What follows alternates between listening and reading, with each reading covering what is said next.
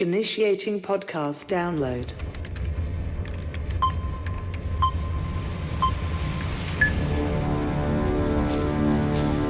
Prepare yourself.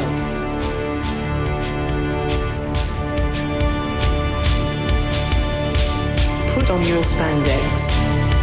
Lace up your boots. Wrap your wrists.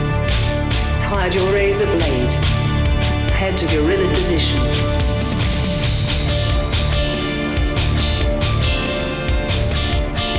Grease up your hair.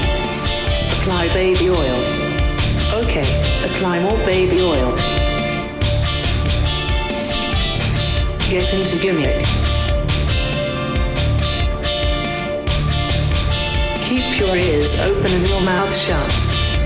Have fun and be safe out there, brother. Welcome to Iron on Wrestling. Now your host, Gregory Iron. Hello again, everyone. Welcome to another edition of Iron on Wrestling with Gregory Iron. I'm your host, Gregory Iron. This is episode 240, and oh lordy, do we have a show for you today. There's a lot happening in the news that we're going to talk about, but the main subject today that I wanted to discuss... Pardon the interruption. Okay. Man, I got lost for a second. I almost missed my cue. Yeah? I was going to interrupt you, but I didn't. You did, though. Oh. You still interrupted me. Maybe not with the timing, the gusto that you would have liked to, but Let's still did. Let's re-record. I was busy watching something. Yeah. What is this you have on in the background here? Oh, there's YouTube videos. It's my new thing. I like people vacuuming. People, or do you want to be more specific here? Women with dogs by a fireplace. Do you want to be even more specific? Well, this one she happens to be bare-legged and footed. Okay, I think feeted is more apropos with the description. Apparently, these videos are very popular. 18.7 thousand views off of just like on 2 this nights. one. Yeah, just on this one. And just for a couple nights, it's been out. So you would think that most people would use this as a what do you call it when you have to listen to a They sound? say ASMR, which I don't know Okay. what that means yet. I don't know what it means I haven't either. looked that up, but I've been listening to thunderstorms. Yeah, I do that sometimes. Like Yeah. rainstorms, White noise. like snow. There's like blueberry noise and stuff like that. fireplace too. sounds. Yes. Now that I have a fireplace, yeah, you know. a snowy night. Yes. I know that when I lived with Ricky Shane Page, he would play a fan sound, even in the wintertime, so he could, because instead of having a fan on, he wanted to listen to a fan. It's just a thing that some people enjoy. Well, he's never heard the fans before. that is true. But a vacuum seems weird to me because I find vacuums very annoying. But then when you put the video to it and you see that it's just a woman with her feet, it's like, oh, well, I could pay a girl on OnlyFans or I could just play this video on YouTube for free. I mean, the ads are inconvenient if I'm not paying for YouTube Premium. But yeah, I'm a premium boy. Otherwise, yeah. But anyway, this is the subject for the day. We're not talking no. about your fetishes or vor, which we've talked about in the past here on the show. The main topic of discussion is going to be our suggestions, just spitballing some stuff for biggest flops in the history of professional wrestling as far as professional wrestlers go. Not like angles or anything, but like an actual wrestler who perhaps maybe debuted and the company had high hopes for him. Maybe the fans saw something in them. Maybe to this day they have like a diehard cult following. But it just never panned out with them, whether it was because of the company itself not getting behind the character or the individual or the wrestler themselves being self-destructive. We're going to discuss a whole bunch of those guys, and we're going to try to decide who is the biggest flop in the history of professional wrestling. We have, I'm sitting with them right now.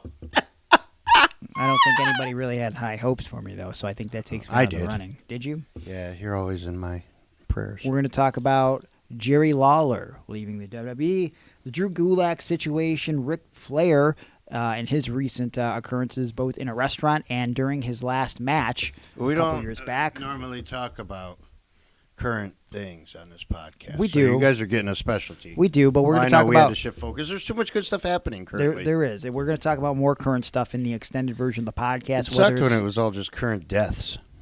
Well, there's probably going to be a death coming up soon that we can Dude, talk don't about. say that. What? Who's it going to be? Balls Mahoney? He died a while ago. He died! Okay. We're going to talk about The Rock and his controversy. Alive. On the set of his, he's still alive. Okay. Don Morocco, also The Rock's still alive. Rocky Johnson, dead. Rock is in his name. He is dead. Wow. Yeah. How about Rock? No, I meant Tom Stone. Not the same, I guess. Tom Stone, do you remember him? Jobber, 1980s. No, not It really. was always like, Bad News Brown. And his opponent from Minneapolis, Minnesota, Tom Stone. Yeah. And then it was always like he'd give himself like the 2 clap, and then he put his arm up in the air. There you go. The Rock is getting some negative feedback based on some of his issues on the set of one of his movies from a few years back, and a buttload of other stuff that we may or may not get to. But whatever we don't get to, we're going to talk about in the extended version of the podcast, which you can get exclusively at patreon.com/ironwrestling, where for just $3, you can get a buttload of bonus audio in the archives, extended versions of the podcast, bonus episodes, bonus video if you go up to the $5 tier. The $9 tier, not only do you get involved in Zoom chats, but we're bringing it back. Be more proactive about it now that we're bringing this podcast back full force. If you're in the $9 tier, I want to know your bonus podcast subject. Yes, you get priority on questions, but if you have a good question that you think is worthy of a whole subject for a podcast, or maybe even just, look, the podcast doesn't always have to be like 60 minutes or an hour like we do the podcast. 3 60 minutes hours. and an hour are the same amount of time. I meant like 90 minutes, 2 hours. That doesn't have to be the length of the podcast. If you have a good topic that we could talk about for 10, 15, 20 minutes, we'll talk about it, right? Or maybe we'll make it a question of the show. I don't know. But Or maybe we'll combine it. Two podcast topics, 2 10-minute topics to make a 20-hour podcast. Maybe. Who gives a shit? If it's good enough, we'll do it. $9 tier. Sign Then up. maybe we won't. Okay. Oh, wait, that defeats the purpose. Okay, go ahead. You talk. I think either Tuesday or Wednesday, which today is Monday as we record, I'm going to be doing the Zoom chat with guys in the $9 tier, so I'll be hitting you guys up. Or if it's in the past as you're listening to this, I already hit you up about the Zoom chat.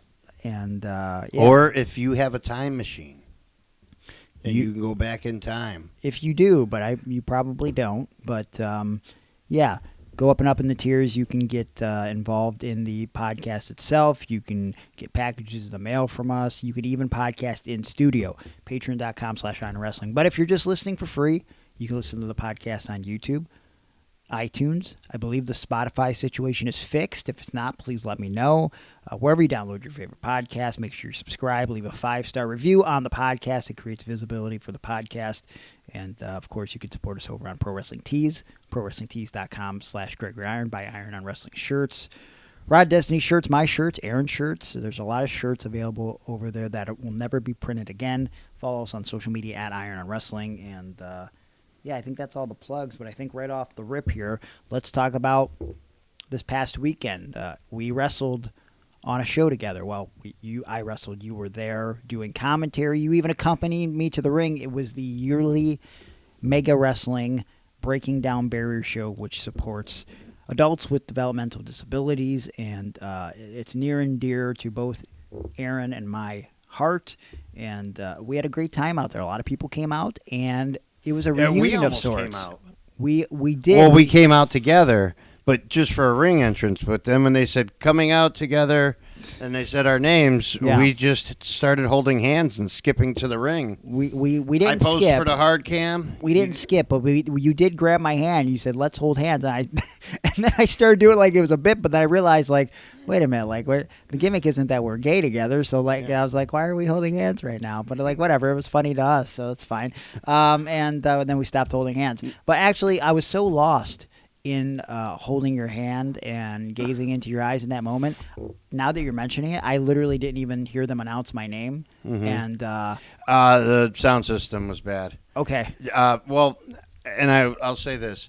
The acoustics are always bad in that building. It's just not a building because it's such a large building. Yeah. It's for those of you who don't know, it's a college field house which is, essentially like some basketball courts. Yeah. And, whatever. A track is up top where people can run around. So, it's a huge building. And then I believe the ring announcer was making the announcements while the music was playing. And so we couldn't hear her because the songs were at like a decibel 10 and she was at a decibel 4. That makes sense. Because like when I got in the ring, I thought like they just rang the bell, and I was like, oh, they're not going to announce that I'm the only professional wrestler with cerebral palsy to really put this over for nobody heard it. People with developmental disabilities. But you know what? That's at least they saw it on the flyer. That's true. That would be true. I don't know if I was on the flyer, to be fair. This year, but I will say it was a nice little turnout for the show. Yeah. Brandon X, who's promoting the show, is doing a great job, and he's really trying to make the Mega Wrestling promotion bigger and better. And he's trying to be the promoted. I've messaged him privately, and I've told him personally that he should be proud of himself. He's got a lot of great students doing a lot of great things. I always message guys that are promoters those types of things when I want to get booked again, too. Okay. Well, I will say this, though, he does have a lot of good students, and he's got at least one troubled student. And, I guess if I was saying this past tense, I would have said, unfortunately, I had to wrestle this individual. I did allude to it on social media last week, because I was kind of irritated, and I don't usually post like subliminal Facebook statuses, and I got a lot of messages about it. I didn't want to talk about it, but I'll just talk about it briefly here because obviously me and the kid had a match. I had to wrestle a young man by the name of Colt Johnson, and so here's the backstory real quick. He did my seminar and was really humble and cordial, and then the next day, he was, I had to wrestle him in a tag match as part of Mega Wrestling's weekly Facebook show, which you can watch at 8 p.m. every Thursday, and it's called Turmoil. And this kid, it wasn't the promo, it was the way he acted off camera, and the way he acted when the light was on, impromptu, without talking about it, kind of going into business for himself. So I was kind of, I was a little irritated. But here's the thing. I sent the kid a message because had it not been for Josh Prohibition sending me a message about, 18 years ago now, I probably would have been blackballed from wrestling because I was a little asshole. And even though I had potential, instead of doing the things that I knew I could do, I would talk a bunch of shit. So out of the kindness of my heart, I sent this kid a message. And he, being a dumb 18-year-old kid, he just posted it on social media. So I didn't want to do the match. As it got closer, Brandon X talked to me, and he said, he's an 18-year-old kid. I've tried talking to him. He says, he seems like he's sorry about what he said. We end up working together. There were a couple moments in the match where I felt like maybe we weren't working together, and had to set it straight, got him back on track. And long story short, I think we had a very good match, and I think the crowd was entertained. I had to talk with him after, and I will say here, Colt Johnson is a good kid. He's got a lot to learn. And if you're looking to book a professional wrestling show, I think you should look into Colt Johnson, especially as he grows and gets better. And you know what? I met his parents after the show. His parents, there's a lot of similarities not only between him and I when I was young with my attitude and needing to be humbled a little bit, but also his parents are much like Johnny Gargano's parents, who very much supported him coming up in professional wrestling and are a big reason as why he's so successful today. And I wish I could have had something like that in my life. So, his parents, they still married? I don't know for sure. I think so. Why? That dad is a looker. Okay. But me and Colt had a nice little conversation afterwards, and Me and the kid are all good, for those that were wondering, and I think he's a good kid. We all have our ups and downs. We have our moments, and sometimes we make rash decisions that perhaps maybe won't benefit us long term, but I think the kid is back on track, and if you're ever looking to book a kid like Cole Johnson who's willing to learn and definitely has a lot of potential, I would give Cole Johnson a shot. Oh, man. Okay, so I like that you compared it to a situation with yourself. Yeah. Being in Cole Johnson's shoes, because I was totally like, fuck this guy, let's write it off. Yeah. You know, you could work anybody else. Where's Sheik Abdul Hassan? Wow. Mad Dog Manson got one match left, one pound, last pound. Oh, boy. But I didn't realize that part, that you kind of took Josh Prohibition writing you, and then you took it to him, and then you felt like you could work through it. See, I would have been like, no, but I don't know if it was whatever Brandon X said to you, coupled with what you had already thought or whatever, but Yeah. Instead of not working with him, you worked with him, and I think that brought the best out of both of you. Not only for the match, but then also for this young kid's future. For sure. If you would have said no and just walked away from it and wrestled anybody else, or just said, just put me in that battle royal or something, Yeah. I'm not working this kid. No life lesson there then, really. For sure. You know, he'd have gone on being a shitbag to everybody. Yeah. And plus, then, I don't know, it seemed like he had, like, there were some fans there that, I don't know, they're friends and family of his or whatever, but they knew all about him. He had his own little section, and that was cool, because now they got to see him, and they'll be able to continue to see him, because he seems like he's got a little bit of an attitudinal adjustment. Yes.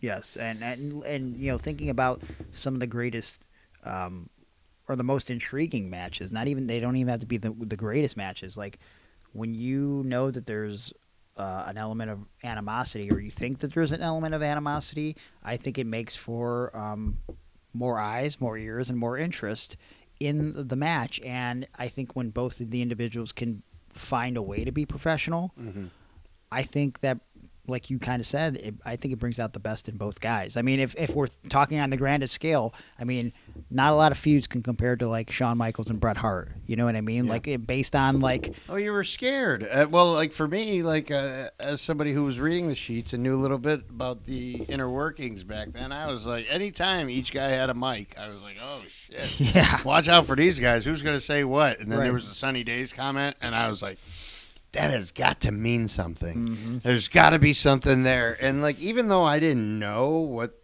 it was actually implying, Sure. I knew that it meant something. Yeah, It absolutely. wasn't just nothing. Yeah. But, you know, so, like, sometimes there are kids that sort of act out when they're coming up in the wrestling. And you know, In the wrestling. In the wrestling, yes. But and I didn't talk super in-depth to Colt, but I know personally for me, and I've said this before on record, I was bullied, I was made fun of, and I got a chip on my shoulder, and I had to prove people wrong. So when I got into wrestling, that's where my attitude came from. So, you know, sometimes you just need the right people to step up and say, hey, stop being a dickhead, and sometimes you got to get beat up a little bit when you act that way, right? Like in wrestling, you know, here's the thing, though. There's a recent situation involving Drew Gulak that's been making the rounds, and I wanted to talk about this. And the scuttlebutt, based around his, well, it was called a release, but Triple H went on record on the Backlash press conference to say that it wasn't a release. His contract just expired, and now it's coming out that his contract isn't exactly expired yet, but they're just letting it run out. And so who knows what the actual fact of the matter is, but the bottom line is Drew Gulak is no longer going to be or isn't a WWE superstar. But on top of that, and we'll talk about the reasoning, there's a lot of stories coming out now about Drew being a bully behind the scenes. And I've been around Drew, and I've been around his brother Rory. And so I kind of want to talk about all that, but let's start at the top where this stemmed from. The Ronda Rousey story. Yeah. You heard it? Yeah. His ass is lucky I wasn't in the locker room. Okay, yeah, well, you know, do you think, just sort of off topic, Do you think Rhonda, who you had a good rapport with, A good relationship with, yes. How do you think she would react if she ever listened to an episode of the show where you insinuate that you guys had an intimate relationship together? I never said that part of it, though. But she also has told me, hey, if you ever get a podcast, I want you to insinuate that we had a relationship. Okay. So I think she'd be perfectly fine with it. As long as I, kept cool about other things. Okay, so anyways, basically Rhonda was on a show and she made the comment. She couldn't remember who it was at first, but then she remembered, oh, this guy Drew Gulak was walking by me one day and he pulled on the drawstring of my jogging pants. And then after he did it, I was kind of taken aback and I went up to him. I said, hey, don't ever do that again. Like, who do you think you are? And he kind of backpedaled on the situation.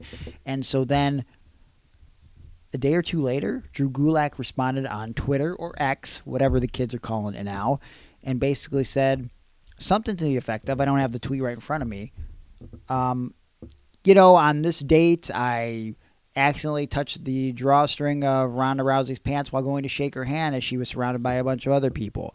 I've apologized several times since then, and blah, blah, blah. Hold on, Greg, real quick. I know these people can't see it, but I'm going to stand up, and I'm going to shake your hand. Okay. I'll put my hand out to shake it, and I want to see if you touch the drawstrings on my pants. Okay. All right. Okay, so. Oh, so my hand would have to be like right. So I'm sitting, you're standing. I would just have to keep my hand at crotch. Like I just don't even bother. Yeah, to you raise wouldn't my hand. stand up or anything. Yeah. Yeah, you just. I mean, like, what if we were both standing at the same time? Yeah, see, then that I think would present a problem because I don't believe Rhonda to be 7 foot tall. Yeah. And that's what I was going to ask you. Now, I've had good handshakes in locker rooms. I've had limp handshakes in locker room. I've had awkward handshakes. When you say limp handshakes, you mean like the secret wrestling? The old school worker thing that someone probably made up to make everyone look like a pussy. Yeah. Like, oh, I mean, you're too stiff if you fucking squeeze my hand. I've had awkward handshakes where, like, I don't know where it started or if you ever heard this, but I remember maybe 10 years ago, I went to shake hands with someone, and as I was doing it, someone went to shake hands over top, and it created an X, and that one person in the handshake out of the forest was like, oh, God, no, we can't do that, because then someone dies if you do, like, the under-the-arm X handshake, and so every time I do that, I think about that. I'm like, oh, fuck, this is bad. That's like, a black cat walking by you. You can't have that. But I've never had a situation where I went to shake someone's hand and like, oh fuck, sorry, touched your belt buckle there, or like it just grabbed your drawstring by mistake. It seems strange, and so like if this happened, Rhonda says it was a grab. Okay, so like someone intentionally pulling the string of a drawstring, which even if it wasn't like with sexual intent, an annoying thing to do because you're still close to somebody's area that you're not given permission to be close to. Listen, that's obviously the big point, but like, have you ever fucking had a drawstring come out of your pants? Oh yeah, or out of your fucking hoodie, and you can't get it back in? How annoying that is! Paper clip, or a bobby pin. I literally have hoodies that I don't wear because the fucking drawstring came out, and it's annoying as fuck. So just that, without the sexual connotation behind it, I'd be like, "Hey, motherfucker, okay, why? Why?" That's the worst possible thing. That's not even like I'd rather have somebody shit in my salad. Oh wow, really? Would you eat it after? No, because I don't eat salad. Okay. Lettuce is the fucking devil. Okay. Do your research. So let me see if I can pull up this this shit about Gulak and being a bully. Well, I remember the gist of it. I mean, like, basically what he supposedly was doing that's coming out now was he would, quote, test people at the Performance Center or NXT. He would purposely, like, try, if he knew someone's finger was jammed, he'd bend their fingers. I watched one of the things today. Somebody was coming back from an injury, and he dropped them on their head unprotected and stuff. Yeah. Do you remember who the guy was? Because I just read. No. He's somebody that maybe had a cup of coffee. Okay, so I just read, and this is probably the same incident, like he spiked someone on their head, and then apparently he was reprimanded from Shawn Michaels about it, and some other people like, hey, what are you doing, dude? Yeah, it looked like he didn't protect him that well on maybe like a Hoovy driver or something. So here's the thing. Okay, I did a lot of shows with Drew back in the day. I wrestled him once. I personally never had problems with Drew. But here's what I started thinking about. And I don't know if these claims of bullying are true or false. Here's what I do know. Me and Gulak came up around the same period of time. And you're still in wrestling around this period of time. You came up in the generation before me, Aaron. Mm-hmm. Here's the thing. And I think it's proving itself to be true. If you came up in the mid-2000s, based on the type of people that you could be trained by and based on what's happening in society, you have two choices. You either figure out how to decipher right and wrong and you try to change the culture, or you basically just take these guys, for the most part, that are training you at face value and what they're supposedly teaching you. It's like, oh, you got to fucking beat people up in wrestling. You got to fucking be an asshole and do this and blah, blah, blah. So, like, you have a choice to either, dissect the situation and take the good out of those things and use them to your advantage, or you could just be the same dickhead that the generation was before us and do that to people. And I could see it going either way. Like, because look, there's a lot of dumb shit that JT did when JT Lightning was training me. And I just talked about this in my seminar, and tell me if you agree or disagree. Even the biggest assholes and idiots, if you listen, even if most of the shit has to go in one ear and out the other because it's dumb and it doesn't make any sense or it's clearly wrong, you could still learn things from an asshole. Good things and things that you shouldn't do. Yeah. It's what you do with those things in your situations that matter.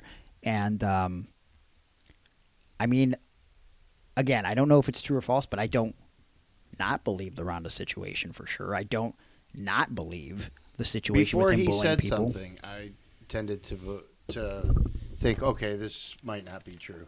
Yeah. Maybe something happened, something weird happened. I think his tweet made it worse. Maybe it was an accident. But yeah, him saying that he went to shake her hand, then I was like, oh, well, this guy's a liar. Yeah, like, it made it really, he lost really all bad. credibility with me. I was willing to give him the benefit of the doubt. Because you just never know in situations, and that's a harsh thing harsh accusation to overcome. Yeah. But then you digging yourself an even deeper hole. Yes. And so here's the thing. Like, just because you're related to someone doesn't mean you're going to be like that person, okay? But... And it doesn't mean you have to have sex with them, even if they aren't blood. I would hope you don't. Even if you're stuck in a dryer. You can say no. Well, okay, that's the one instance where no matter what family member it is, if they're stuck in a dryer, we know there's only one way to get them out. Member. What? Good thing we're only siblings or whatever. Yeah. So not direct blood. Right. Keep that in mind, guys. So Drew's brother Rory Gulak used to be a professional wrestler. If you followed into wrestling, you might remember when him and Drew teamed as the Amazing Gulaks. Kind of an entertaining act. Actually, before I talk about this, one other quick thing that I think we might put into the credibility of the Drew Gulak situation is, did you see a story that came out about Cody Rhodes shit-talking Gulak from 7 years ago? He did bust it open, and somehow he got on the subject of Drew Gulak, and he said, like, there's a guy named Drew Gulak who I hate, who does like a grizzled veteran gimmick who's never drawn any money and doesn't deserve to do a gimmick like that. And the reason why I have heat with him is because I did a show with him, and I had a line of people in front of me, and they could have been for me, but they could have also been going to go get, a slice of pizza at the kitchen that was near me. And Drew Gulak was just staring a hole through me from across the room. And at one point, he just looked at me and said, "So this is what I got to do to get over, huh?" And walked away and threw a fit. And ever since then, I go out of my way to text Ethan Page about how much I hate Drew Gulak and think he's a terrible wrestler. Yeah. And I found that interesting that resurfaced from 7 years ago. Again, I never had an experience like that with Drew, but based on some of the stuff that may or may not have happened in Chikara that you've heard about, and again, the times we came up, you have to make your own bed sometimes. But the things with his brother, okay, Rory, who also he wrestled under, I think it was Rory Mondo, because he was a big fan of Sick Nick Mondo when he was doing his deathmatch stuff in CZW. I'm going to read the article. This was from January 6, 2020, so right before the pandemic happened. Rory Gulak was fired by Chikara and the Wrestle Factory after allegations of misconduct came out. They took these allegations very seriously. The accusations were not divulged, but the release announcement stressed that they take the safety of their fans, talent, and staff very seriously. A fan named Jess Mint had come forward with her own personal account of Rory Gulak. Things got very dark as she continued to explain that Gulak also made comments about, I'm just going to read the post. This is the post from this woman. "Since I've constantly been asked and repeatedly accused of making things up because I won't share details, here's the story of my experience with Rory Gulak. Rory and I had a consensual, flirtatious, sexual Snapchat friendship for a while. He brought up pregnant sex a lot, which, while not super taboo, made me very uncomfortable. But he asked me if I'd ever had the chance to watch bestiality porn more than once, right after online sexual encounters. Also, our sexual encounters on Snap were also very weird. I left them feeling very uncomfortable but could never quite figure out why. Then the bestiality comments started, so I quietly stopped snapping him.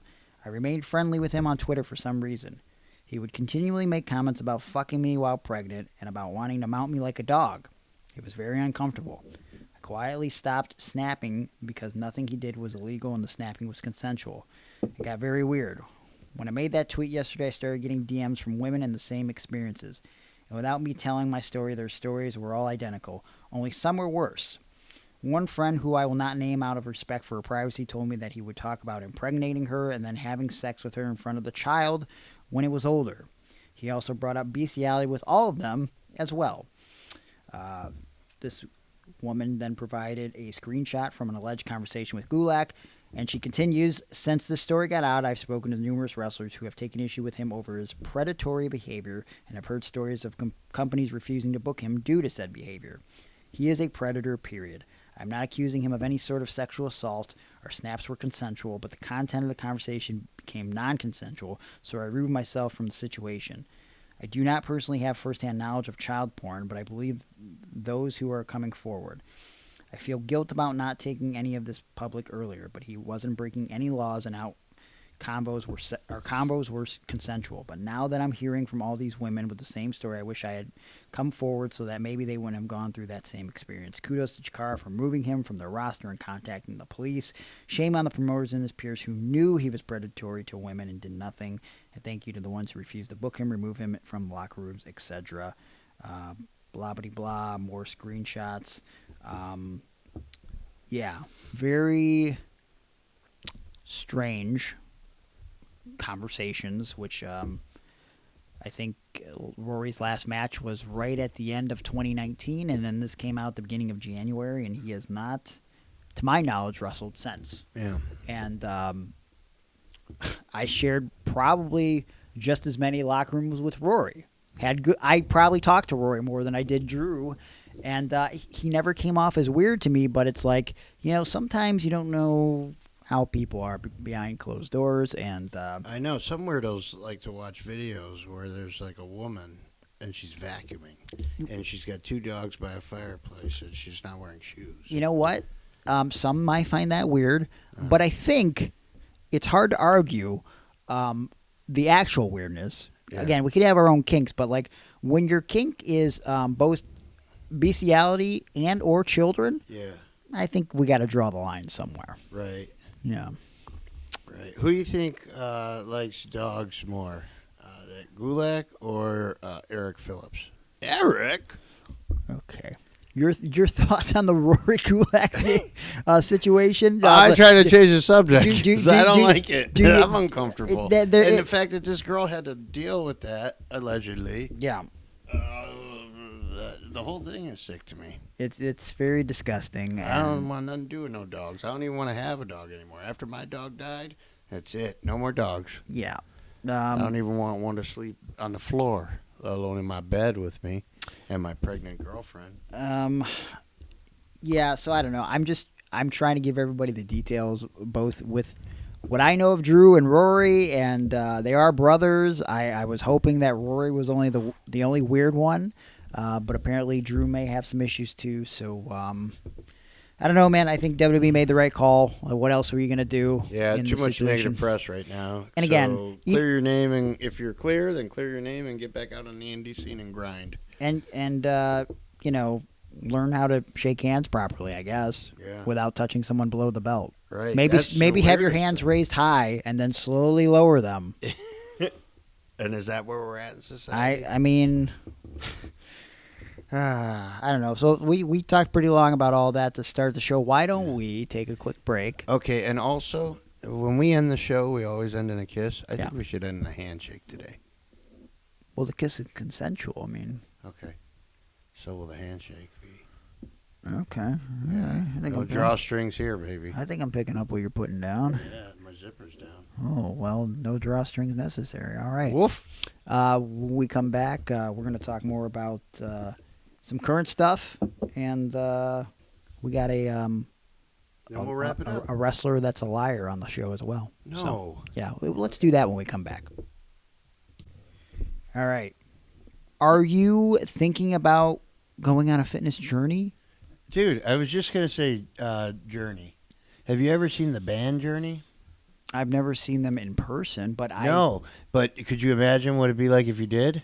And they were on supplements from our good friend Mike at TNT Health. Well, I feel like they would not stop believing in the quality of the supplements from the good folks at TNT Health. TNT-health.com, which coincidentally, not only do they hook us up with some of the best supplements around, but they are a sponsor for the show, and they could save you some money on your supplements. That they're not just selling you supplements, they're selling you results, but you can save 10% off on your results. Invest in yourself.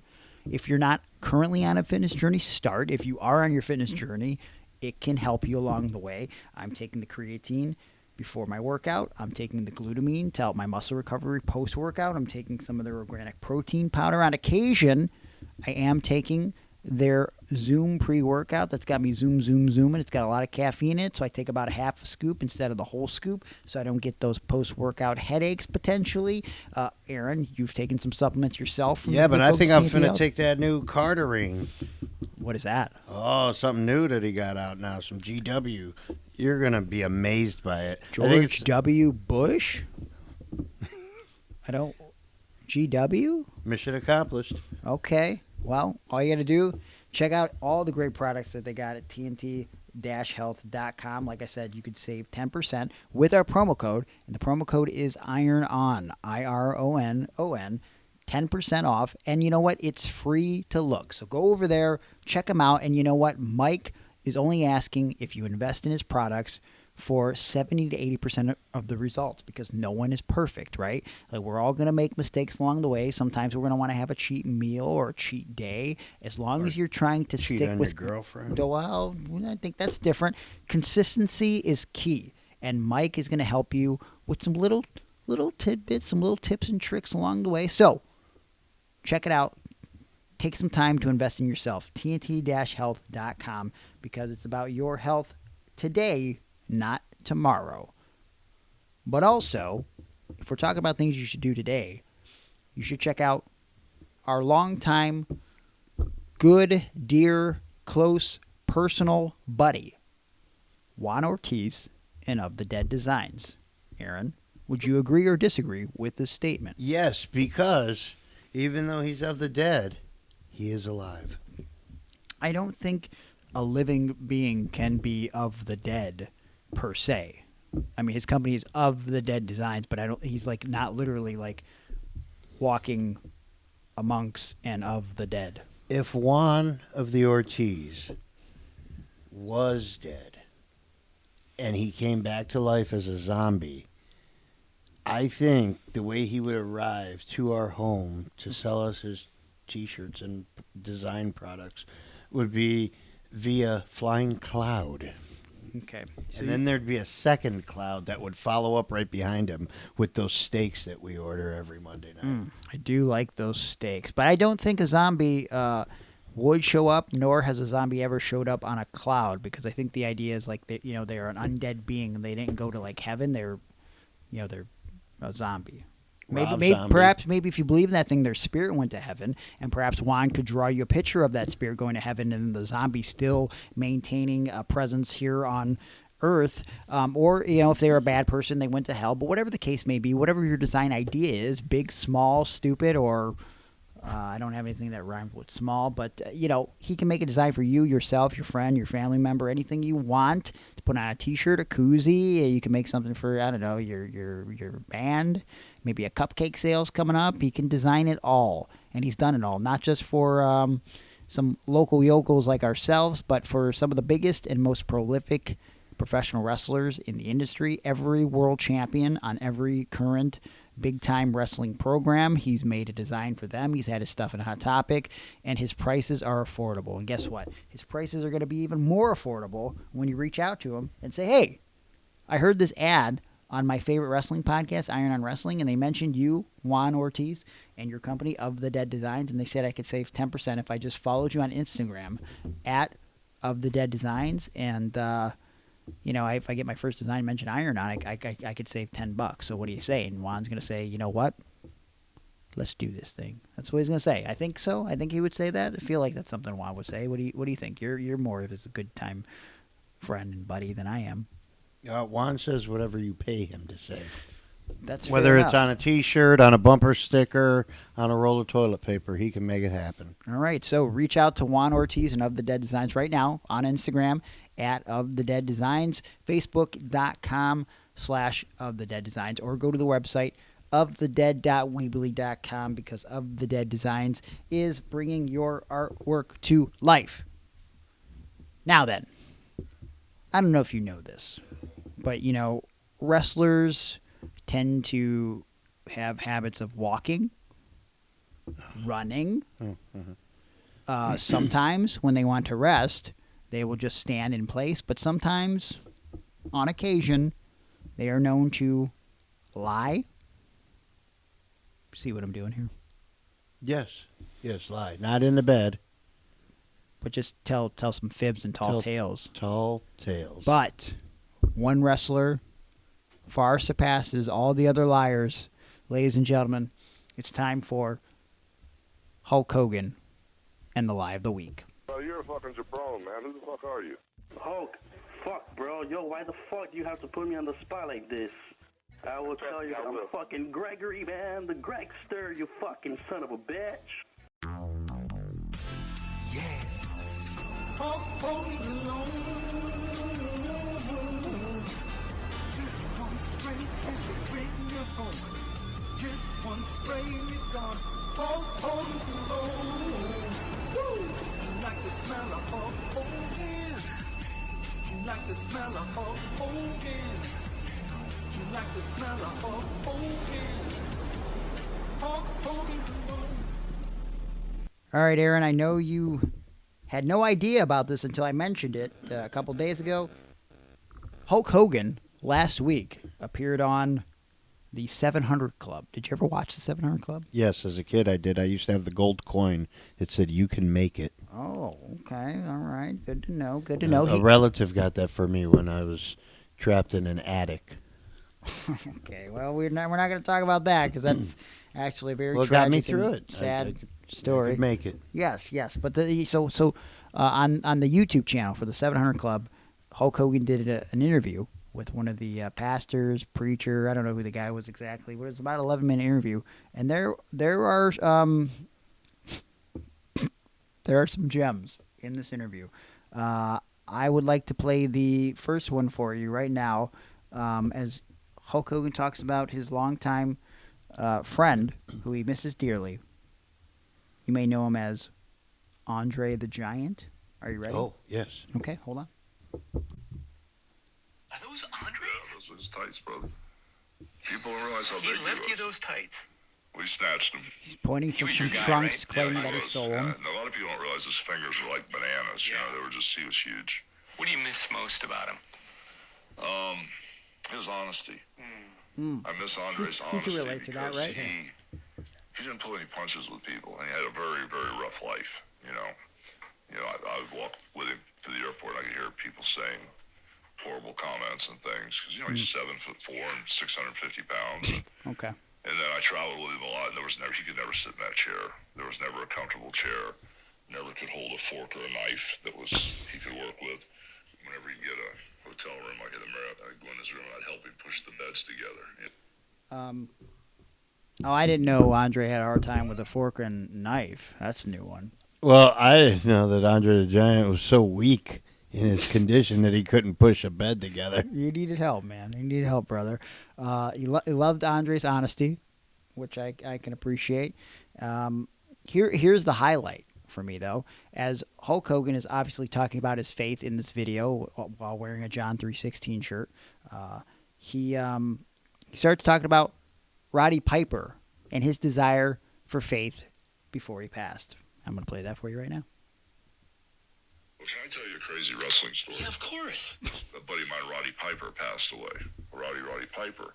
And he was really trying hard to, surrender and try to get his life straight. So, we would text every single day.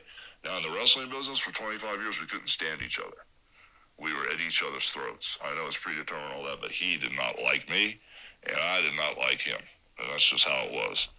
Well, once we got older and, we basically had some conversations. And so we started talking a lot, and he started asking me about my spirituality. Okay. He really didn't connect, but he was very curious, He wouldn't surrender. And all of a sudden, he passes away. And it was an A&E special about Roddy Piper. And the very thing, when they get ready to go to credits, it wasn't a text message, but it was a text message that was a voice message on the text. So he must have. But this text message came in 2 days after he died. And the text message goes, "I'm just loving you, my brother. I'm just walking with Jesus and loving you, my brother." I was like, he would have never said that when he was here. He was high. And Terry, he wanted you to hear it, right? Keep watching. I wish we had video right now. He brings out the smallest tissue and starts dabbing his face. Yeah. Yeah, because he would have never said that when he was here. So it's amazing how things work, So The difference between being outside the Now, ring and watching. Hulk's a confirmed Scientologist. Is he confirmed? I believe that was last year. Okay. Yeah, he was spotted with some known Scientologist, right? That was trying to convert him or something. Yeah. Maybe it didn't work for him because there was no money involved. Well, you can't go back, I don't think. I don't know. I think once you're in, you're in. Oh, you have to get jumped out. So I didn't really remember the Roddy Piper A&E thing, and when I initially heard this, I thought, okay, well, surely something incredible like that, Hulk, you would have saved on your phone, right? This spiritual moment with Roddy. After his passing. Well, I actually found the audio clip, and I'd like to play for you right now. Thank you. I saw the light. I'm walking with Jesus today, my brother. Walking with Jesus, loving you and praying for you. So that's the audio clip that Roddy left. Here's my thing, though. Can we get a date? Yeah. Because I don't know. Yeah, you just found out that you can make portrait mode on your phone, so you don't use the flash. It makes your photos better. So maybe this is an old man issue. But I know any photo or video in my phone, any audio clip, it's either going to have a date, or even if it doesn't have a date directly attached, I could just hit info, and it'll tell me the time and the day that this information came into the phone. So I would love for Hulk Hogan to go back and give us the exact date on that audio clip. Also, I don't know, Roddy, you know, by all accounts from anybody that's ever met him, great guy. Yep. But also, Roddy had, you said it as we were playing the audio, Roddy had the tendency to like smoke a little dope. Sometimes fall off the wagon. Yeah, so maybe Roddy was ribbing him a little bit. Maybe Roddy was, you know, just a little off his rocker that night. I don't believe that came in 2 days after. Yeah, it's such a negative Nancy. I'm not trying to be a negative Nancy, but so here's the thing. This is some weird form of tribalism. It's not. So Hogan's done the 700 Club interview. He did another interview with a religious guy not too long ago.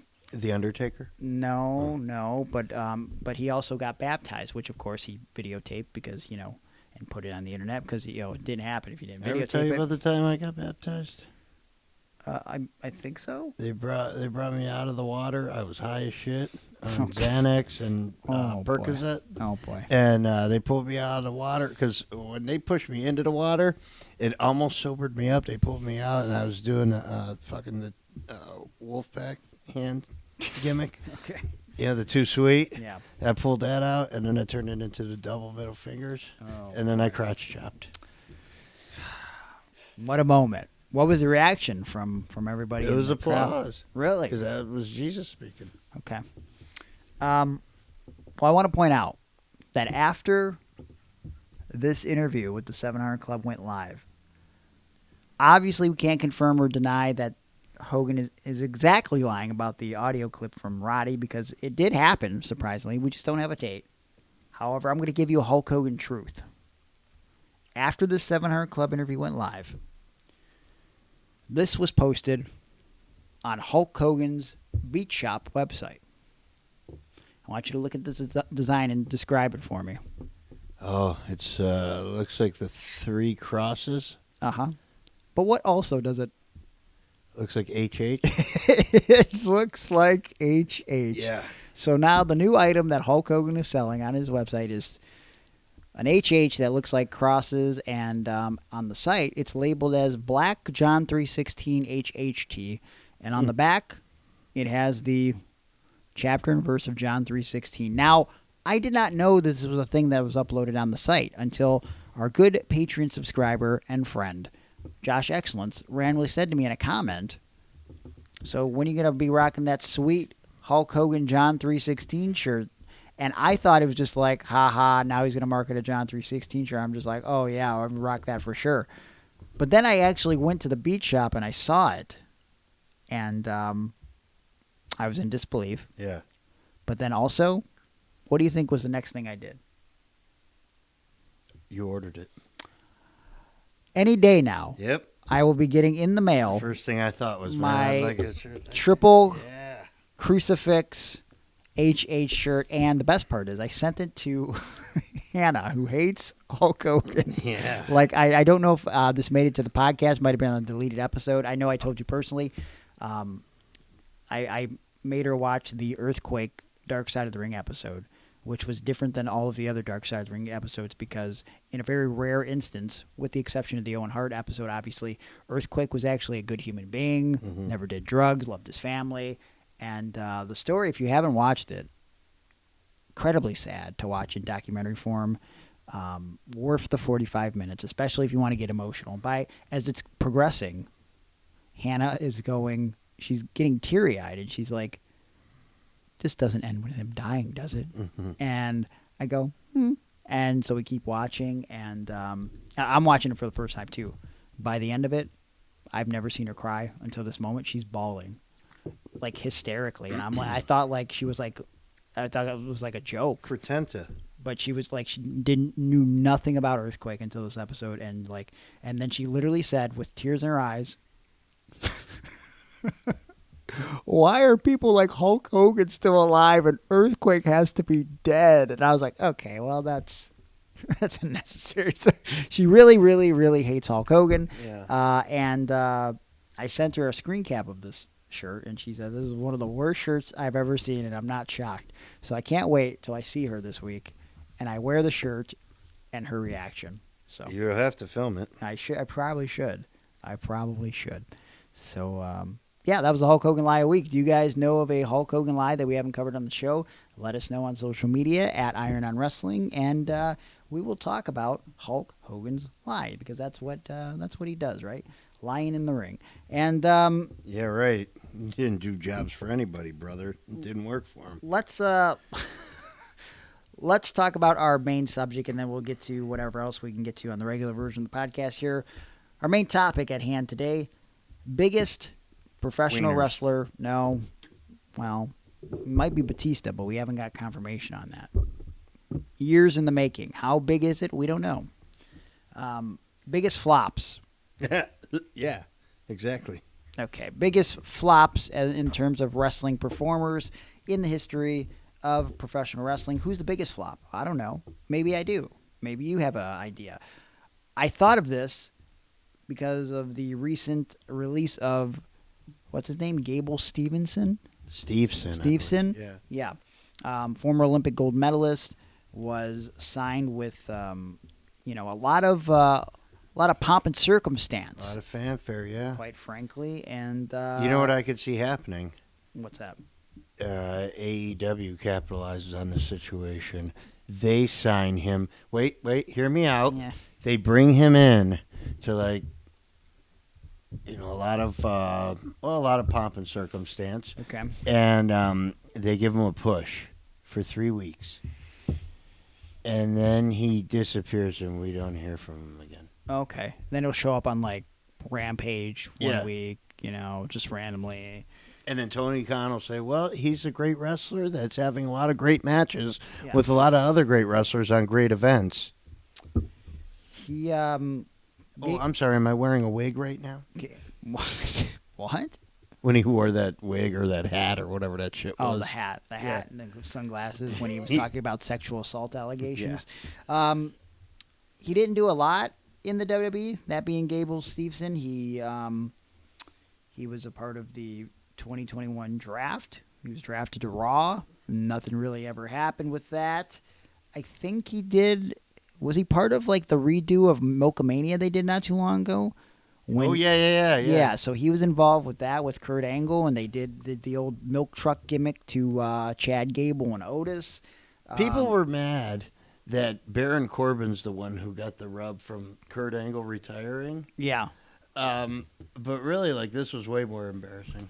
This Gable Steveson. Where were people up in arms about this? Well, ironically, they were head over heels for for that same individual. Yeah. Baron Corbin wrestling Gable Steveson. They made him the babyface somehow and booed Gable Steveson out of the building in NXT last year.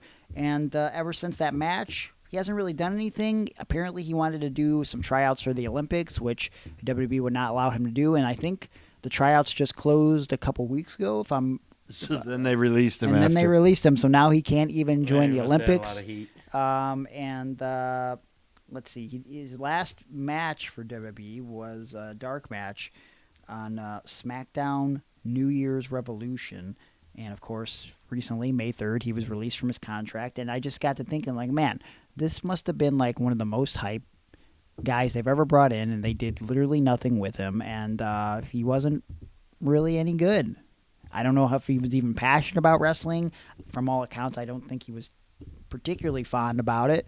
And I honestly don't see him doing anything else. Also, he had a lot of controversy in being a part of the company. There were some sexual assault allegations against him that through a loophole he ended up getting away with. And Allegedly. Yeah, allegedly. And so I think he's a pretty big flop. But is there a bigger flop, or are there some comparable flops out there in the history of professional wrestling?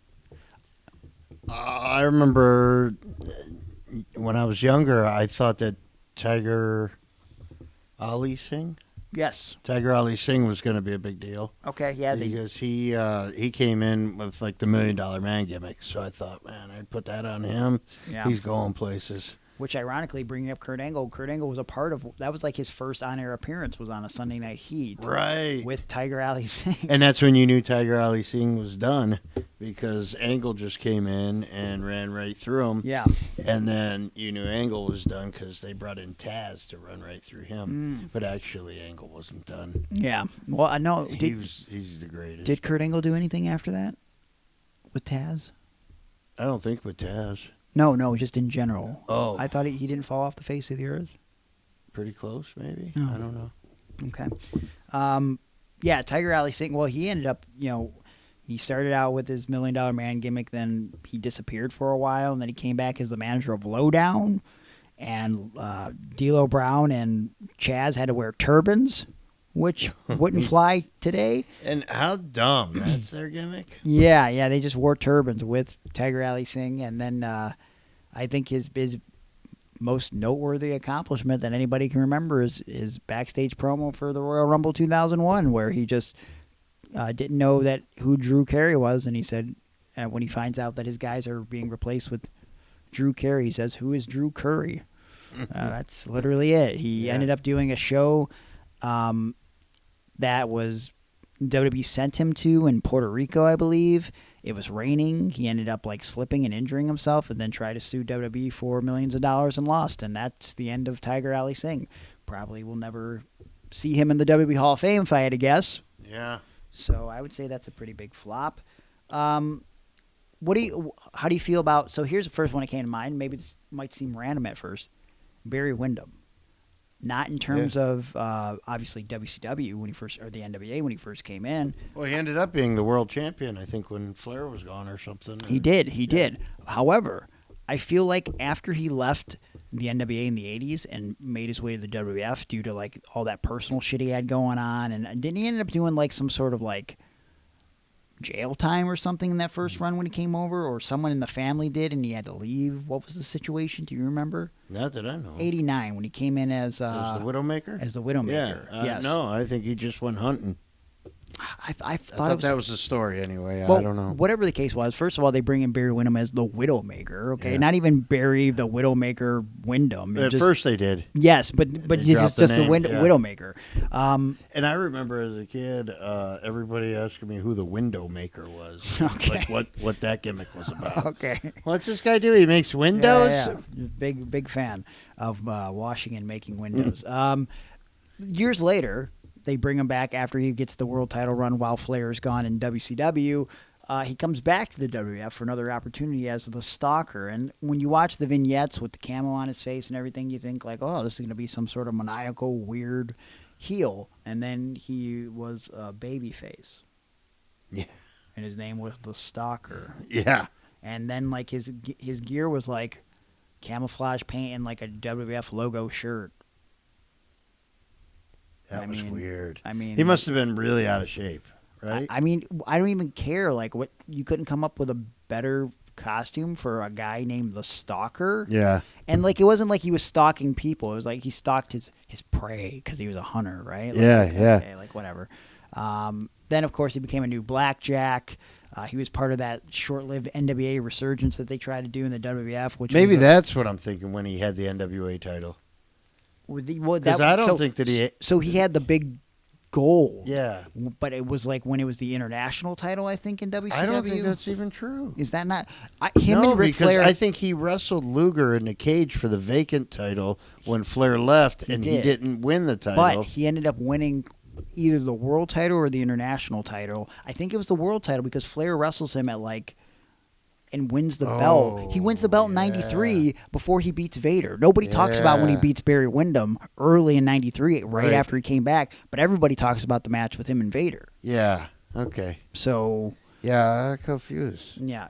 Why'd you say it like that? I hiccuped. I got confused. What the fuck is going on with you, man? Do you remember? Yes. What am I going to say? Oh no, I'm okay. yeah, I remember. I don't know if he was the biggest flop, but he definitely was a flop. Eric Escobar. Eric Escobar. That sounds familiar. Let me refresh your memory. Short stint in WWE, SmackDown in particular. I want to say it was 2008 or 9. Maybe it was even 2010. He came in for like 2 weeks. He was dating Vicky Guerrero. Yeah. Do you remember this? Yeah.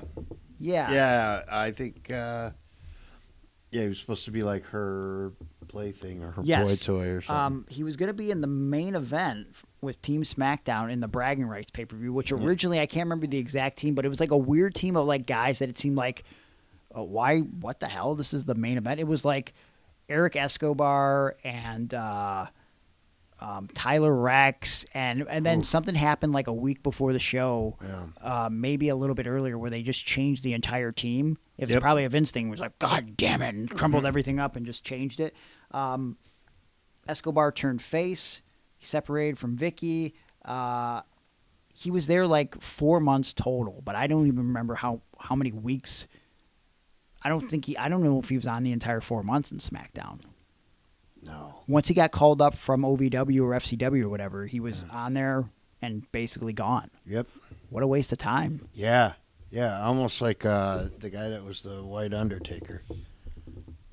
Mordecai? Yeah. That was a pretty big flop, actually. Dude, I mean, I don't know how much they invested in it, but it seemed like they put a lot of, at least, thought and detail into the costume. Love and Kevin then the Thorne. character behind it, too. Kevin's a good guy. But very it good never guy. came across on TV. You didn't know that he was supposed to be the opposite Undertaker. I felt that, though. I yeah, felt but that's I what they were thought that building they should, to. you know, it's WWE. They hammer things, to death on you. Yeah. Well, I think you never heard that. I think what the situation became, which is why I never went further. Like he was called up as Mordecai for about 2 or 3 months. He just squashed guys like Scotty 2 Hotty and Hardcore Holly and quite a few other guys. I think the situation was he got in a bar fight in real life, beat the shit out of someone. That guy sued the company, and then it became we got to let you go for a little bit because this is crazy. Mm. And then they ended up bringing him back as Kevin Thorne the Vampire, and he never quite got the same push as he did that first time around as Mordecai. Never came back to that thing with The Undertaker. Mm. Probably lost a lot of money. Yeah. So. Oh, man, that would have been a big program if done properly. When we talk about main eventers. Sean O'Hare. I wasn't going to say Sean O'Hare, but I would say that's kind of a flop. But I would say that might have been more... Okay, I'll say this. Probably in the charisma department, maybe Sean was missing a little something. Yeah. However, I really think, and I'd like to know the reasoning why, or maybe I heard it once or forgot about it, I really thought there was like potential to his devil's advocate type gimmick. I didn't think those promos were bad. Somewhere along the way, they decided, well, let's put him with Roddy Piper. And it didn't really make sense. Like, I understand on paper, it's like, let's put him with this veteran guy. Maybe we'll give him a push. Now, I'm not going to... And then you can learn from Piper, at least on how to have some charisma. Yes. Because Piper's promos then were not great. I think he was, like, coasting in the end. And it was like, there'd be a lot of things that he said in that period of time that he was just saying... from the late 80s. Yeah, for sure. Here's what I'll say about Sean O'Hare, though. I know a few people that were in the company at that time when he was there. And I know one person in particular who told me that as much as he loved Sean, he had probably the worst match with Hulk Hogan that he's ever seen in his life. And he said, if you can't have a good match with Hulk Hogan, there's a problem. Yeah. That's a real problem. Yeah. And hey, if you have a problem with Jack Perry, maybe the problem's with you. Oh, what? I don't have a what? Sorry, I'll show you the footage later, backstage footage. Okay. Anyways, when I talk about main event guys, though, two guys come to mind. Foreign heels, two very different time periods in the Federation, but didn't really pan out. One probably worse than the other and quickly fizzled out. Let's work backwards. Vladimir Kozlov. Yes. Okay. Yep. And before him, that dude. The generation before him, Ludwig Borga. Yeah. I would say Borga was probably the bigger flop because they really made him like a real threat. He ended Tatanka's winning streak. Yep. He was in the main event of Survivor Series. He was supposed to be on the 94 Royal Rumble card, I think against Tatanka. And for whatever reason, he was injured, pulled from the card, and then never came back. They ended up changing the match from Didn't to they Tatanka find and a Bigelow. swastika tattoo or something? Well, I think that was a known thing. It wasn't it was like an SSR tattoo or something like. What's that mean? Something very racist. Okay. We don't gotta go into the guy's blatant racism, but people were very offended by this. And again, this is '93, so not many people are speaking up. But I think when I did the Undertaker One Dead Man show, I think someone brought up the Ludwig Borga situation. He said, had I known about that, he wouldn't have lasted too long in that locker room, I'll tell you that. Because he even said during this One Dead Man show, you don't film anything there.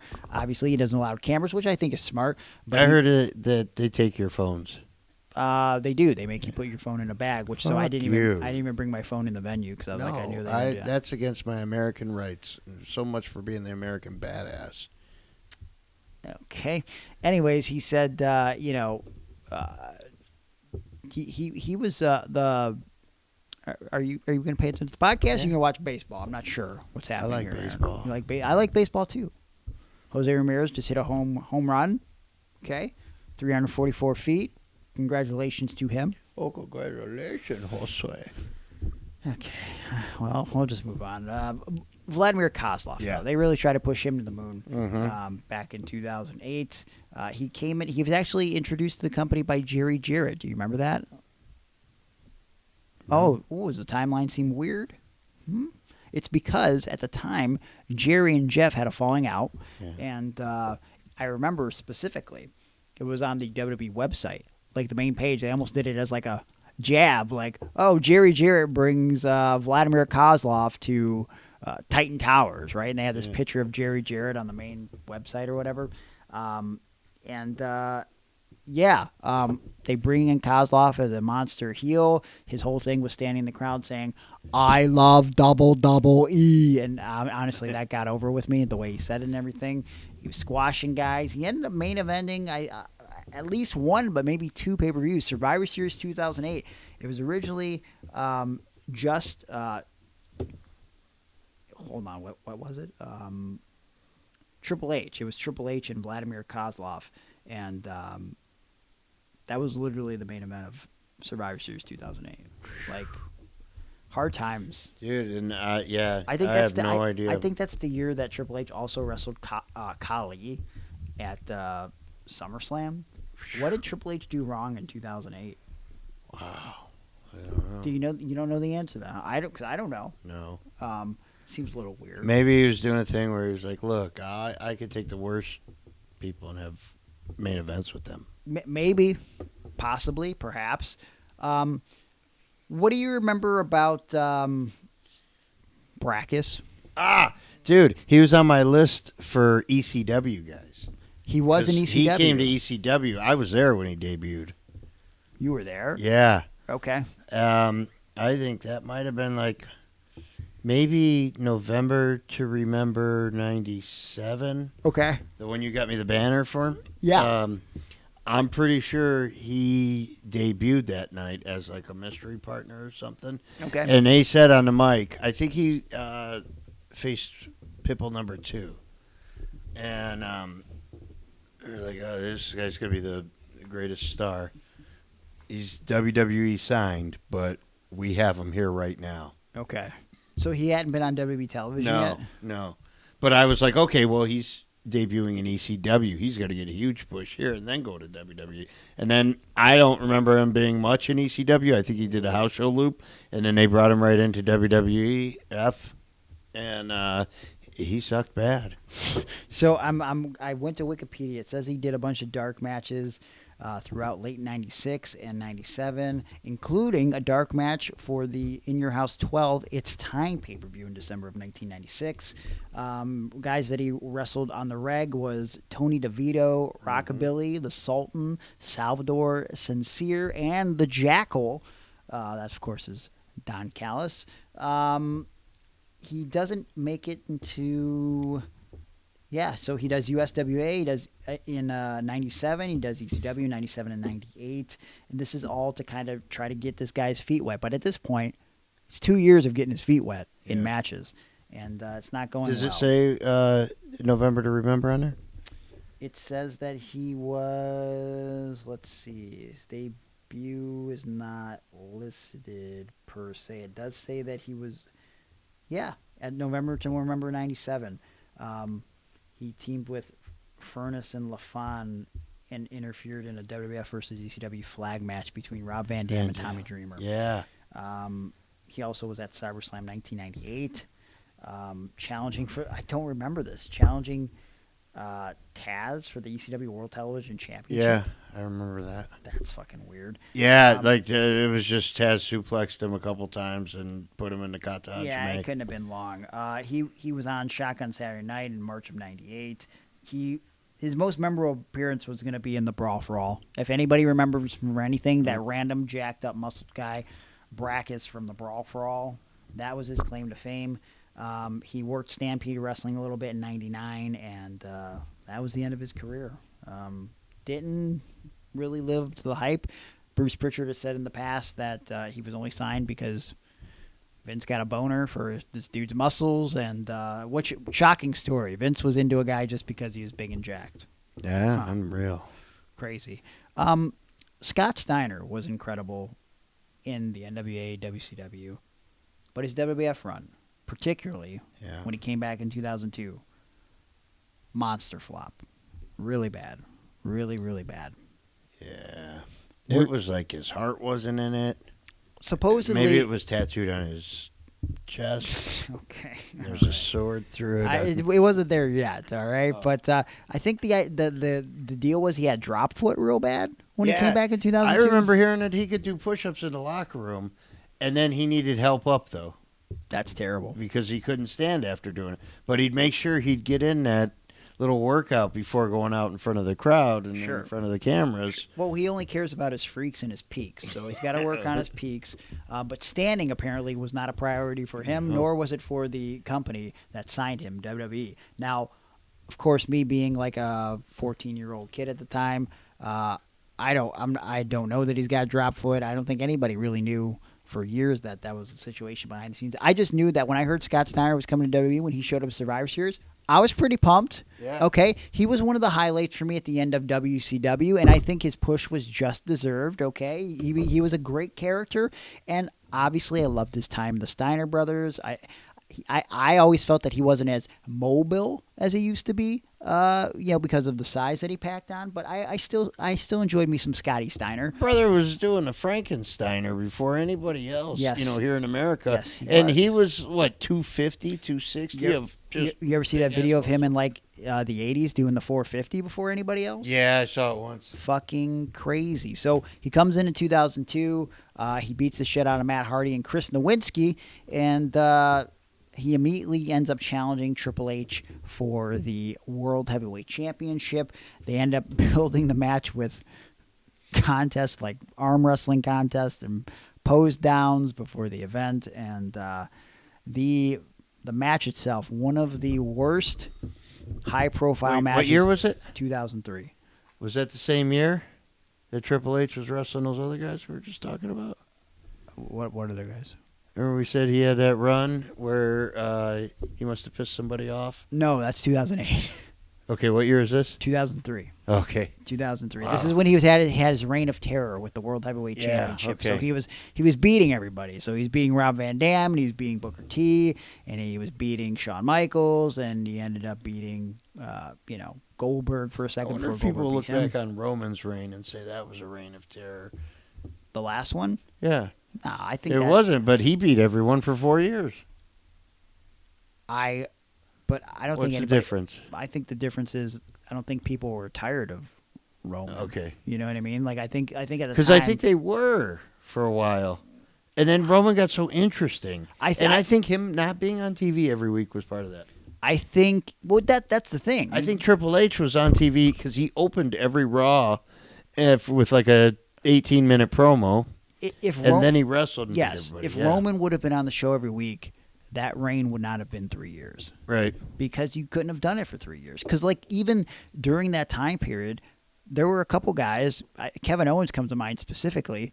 He wrestled him like in 2 different feuds during the same reign. Like it was like, oh boy, who we got? I guess we got to go back to Kevin for. Yeah, well, it's Survivor Series. Let's go to Kevin again. Though it made sense logically because they were doing the tie-in with Sammy and blah blah blah. But go back and don't go back and watch this match, but take my word for it. Triple H versus Scott Steiner at Royal Rumble 2003 is one of the worst championship matches in the history of WWE pay-per-view, and it's crazy that match happened on the same show that they did one of the best championship matches in the history of WWE pay-per-view, Chris Benoit and Kurt Angle. Like, crazy that that's on the same damn show, because I literally remember watching that pay-per-view the next day because my buddy ordered it, recorded it. We skipped school. Was it Ron? It was my buddy Andrew. Oh. Shout out Andrew. He's not going to listen. He doesn't talk to me anymore. Will not talk to me. Not sure You why. slept with his girlfriend. I did not. His boyfriend. I think he's married, has a child, but he will not with talk a to me. man? Girl. Oh. Girl. But we skipped school. We watched that pay-per-view. I remember watching him and being so pumped for Steiner and Triple H. I'm like, bro, that's gonna be fun. They're gonna beat the shit out of each other, and it just sucked balls. And it dragged out for like 30 minutes. I remember afterwards, I'm like, that was real bad. That was real bad. And then I watched Angle and Benoit. I was like, this was amazing. Like, what are we doing here?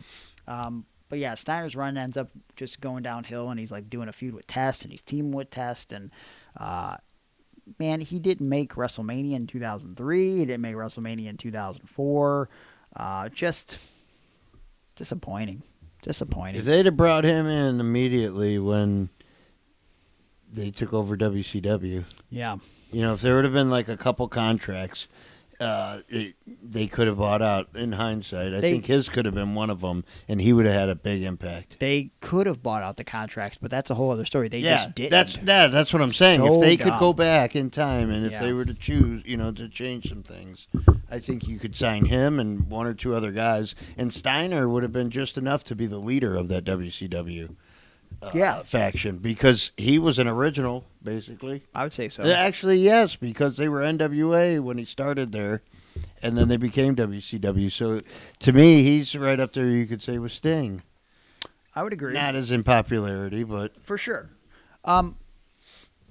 Yay or nay? Yay. Flop or bop? I don't think I want either, but if What? you're going to flop it out, I'll take All right. that. No, don't the kids call like a good song like a bop? That's a bop, or do they Kids bop? Or do they like insult A bop? Do they How old are you? Do they call girls like a bop? Like if she's like a little bit on the skeezy side, a little bit of a. I don't even know what skeezy means. All right. Anyways, moving on. Do Carrie you know Von what a Erich. glizzy is? Carrie Von Erich. Yeah. Would you say his WWF run was a flop? No. No. No, only because he held the Intercontinental Championship. He was a mystery that got a big pop. He beat Kurt Hennig. He teamed with the Road Warriors. The Survivor Series, we got the Ultimate Warrior, the Modern Day Warrior, and the Road Warriors. That is cool. I did on a team called the Warriors. Yeah, I did love Texas Tornado as a kid. And Me but too. like not being you were a little older and like I didn't read sheets or anything. I was like when he disappeared, I remember being disappointed. I was like, man, I really like Another Texas guy Tornado. with drop foot. I think his foot was just missing completely. Oh, it just dropped off. Okay. Hey, is that what Raven had too? I think so. Yeah, we could talk about him being a flop in the WWE. He most definitely was a flop in both of his runs, both as Johnny Polo and as The Johnny Polo, I didn't think was a flop because he managed the tag team champions. He got good heat, and then anything he did on like their Saturday shows and stuff was pure genius. He was very entertaining during Johnny Polo, and honestly, he probably would have had a definitely less injuries had he just stayed working behind the scenes because he was a pretty young guy to get a behind the scenes job at the time. But I guess he had a little bit of a relationship with Shane McMahon. Oh, okay. That's what I've always heard. And Vince wasn't particularly crazy about that. Oh, Yeah. okay.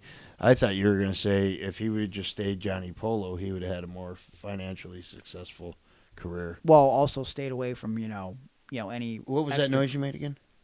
I just have a nasal issue today. Okay. I just asked for the noise, not for you to explain. How do you feel about Nathan Jones being a big flop? Yeah, big flop. I mean, they brought him in as like the protege to The Undertaker. He was scheduled to team with The Undertaker. He almost and in some ways is still linked to the streak, but he was going to directly be involved, as it was going to be not Nathan Jones versus The Undertaker. It was going to be Nathan Jones and The Undertaker versus Albert and The Big Show. But they thought better of this situation, and for whatever reason, probably because they thought he probably couldn't cut it in the match at WrestleMania 19, they changed it the day of the show to a handicap match after the FBI took out Nathan Jones backstage on Sunday Night Heat, and it was The Undertaker versus both The Big Show and A-Train, and Nathan Jones ran interference, did like a little unsafe-looking spin kick, and disappeared for a while. Came back towards the end of 2003 as a member of Brock Lesnar's gigantic Survivor Series team that year. I think it was like Nathan Jones, Brock Lesnar, Big Show, Matt Morgan. Yeah. They were trying to revamp him. And who am I missing from that big... Was it A-Train? A-Train was the fifth guy. It was like the largest team in the history of Survivor Series, literally. That whole team is a team of flops. I don't know if I'd call the Big Show a flop. Yeah, I mean, yeah, he won titles and stuff, but I don't remember a time where I was ever interested in anything the Big Show did. You can't call the Big Show a flop. Except for when he threw Austin into the cage. And then that was it. Big Show's not a flop. Yeah, he didn't do anything good. That is a bad take. Tell me something that he did great in WWE. Jericho, former multiple-time heavyweight champion. I know he was a champion, but no. Maybe the thing with the Boss Man. Where the Boss Man killed his daddy. So you're gonna the great thing you're gonna cite is probably one of the worst stories he ever did. That's how bad the Big Show was. That's not true. Fuck the Big Show. Jesus Christ! I never liked him. I didn't really care for him as a giant. He was cool when he smoked a cigarette on the way to the ring, because then it made me go, "What the fuck is going on here? I think WCW is going to go out of business. They're just letting this guy smoke a cigarette on the way to the ring." So you were not okay with that, but Sandman could do it. Yeah. Okay. Yeah. Well, they were in a bingo hall in Philly, and he was smoking a cigarette. Did he smoke cigarettes in Madison Square Garden? Or a nice place? I think it's just indie shows. Because I think smoking was banned indoors. Technically, it was. I think that's why they had to stop doing it with the giant. Yeah. Well, plus, I mean, I don't know. It's bad for his health. Who was it a few years ago in WWE that had like a smoking gimmick for a second? R-Truth. Do you remember when R-Truth did that thing when he was a heel, where he started he lit up a cigarette in the arena? No. Oh my God, it's a real thing. Well, I'll have to look it up and show you. Yeah, he had a thing for it was at least one time that he did it, but I might have done it for a couple weeks where he became a smoker. I don't even remember him being a heel. He was a heel and feuded with John Cena, and then he teamed with The Miz. Yeah, I remember that, but I didn't know he was a heel. I guess so. Yeah, that's right. That's right with the feud. Okay, because that was when Little Jimmy came into play. Little Jimmy, and Little Jimmy ended up making him babyface again, basically. R-Truth wrestled The Rock in the main event of Survivor Series in that tag match. Wow. Yeah. Cool. Fun fact. Okay. Any other big flops you can think of before we haven't even hit the tip of the iceberg? But no. You know what I was thinking about from me watching ECW. Mm-hmm. It always seemed like there were a couple guys that they were ready to try to pull the trigger on and then didn't. Louis Spicolli. Okay. I thought Louis was it. I thought Louis came in and he beat Too Cold, and Too Cold had to leave wrestling or leave ECW for a year or something like that was the gimmick. I remember a dude in the ECW arena that night turning to me and going, "The guy is our savior." And wow. I high-fived him. It's a strong statement. Yep. I thought Louis was going to save ECW. Not that it needed saving, because it was at its peak. That to me, sure, its peak. But that dude was just like, "Yep, he's our guy." And then I don't know what happened, but a couple weeks later, he was getting his hand broke by Tommy Dreamer for doing the Too Sweet. Hard times. Why did he end up leaving ECW again? Was it a pay issue? No, I think he was on loan or something until he went to WCW. Okay, all right. Because that then he makes sense. debuted as Scott Hall's young boy. Yeah, or because something. Scott wanted him. Yeah. And then he passed during that run in February of '98. Sad, Yep. sad situation because he had a lot of untapped potential. Yeah, I remember noticing him as Madonna's boyfriend. Yes, And back in AAA. yeah, and I was like, man, that looks like the fucking fat jobber from WWF. That's what I thought, and it was. But he was Madonna's boyfriend. He did a dance, and he was over with me. Could you make a case for arguably the biggest flop, especially for as long as they had him, being Jack Swagger? Because I think there's a case to be made. For which company? WWE or AEW? Because I think he started off in AEW with Jericho or something, Yep. and they built him as a monster and built him that way. It seemed like he was on his way to being a huge star again, and then he was wearing a hat. Yeah, like he was, doing some shoot MMA stuff, and that really added some credibility to who he was. And it was almost like, hey, this is the thing that he did while he was absent from pro wrestling for a little bit. Maybe he's going to be a different guy. He was a different guy. He wears a purple hat. Yep. Purple bucket hat. But I was going to say his WWE run, though. I mean, you could say both. Well, but, he won the championship, right?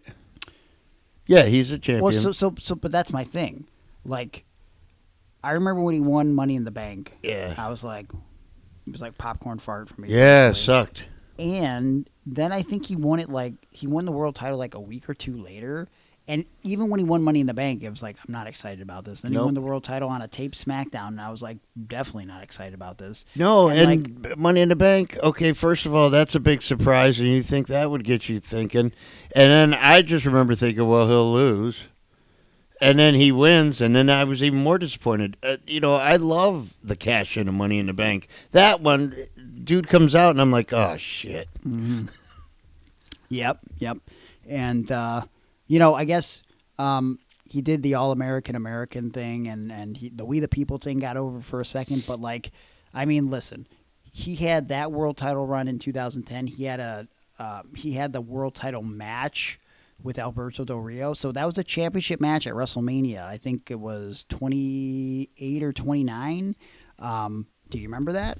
Yeah, because it was like Del Rio was the babyface. And do you know what stands out to me about that? Dutch Mantel? Nope. Oh. World title match? Yeah.